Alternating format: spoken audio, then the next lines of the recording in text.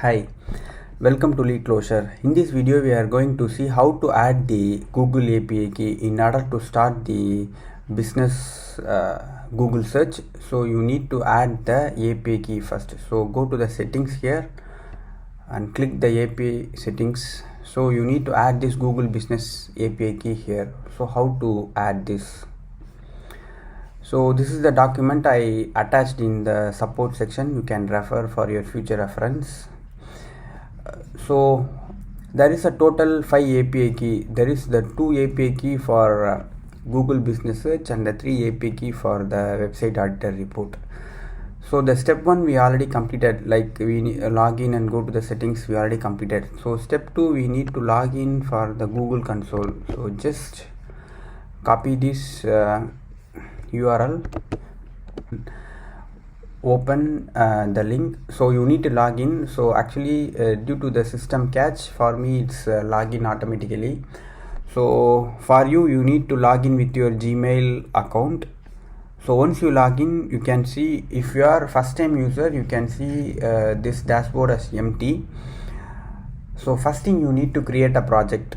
So go here and click and create a new project. So you can create a project, you can give whatever name you want, test. So I can create a project. So the project is creating here. You can see the status here. So now the project is created. So just select the project, or you can go here and navigate and you can select the project from this menu also. There is a two-way. So now we created the LC test as a project for this one. Then go here to the navigation menu, go to the API and service, click library.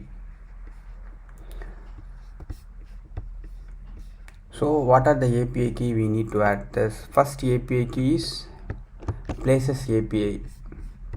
So copy or search, copy and search here, then click the Places API key and enable.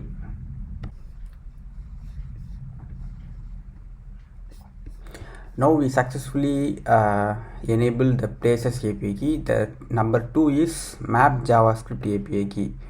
So copy this, go to this navigation menu again, then API key, library. Type this, or you can copy and paste here. So this is the API, Maps JavaScript API. You need to enable. So now the second API key we successfully enable. So for the website auditor, you need to enable this below 3. So you need to copy or you need to type this inside the Google platform. Go to the navigation menu, library. So paste this and enable. So the next one is Safe Browsing API. So copy this,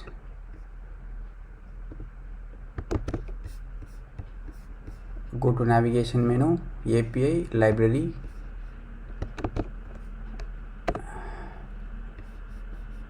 So these two we need to enable. We do one by one. So click the Safe Browsing API, enable.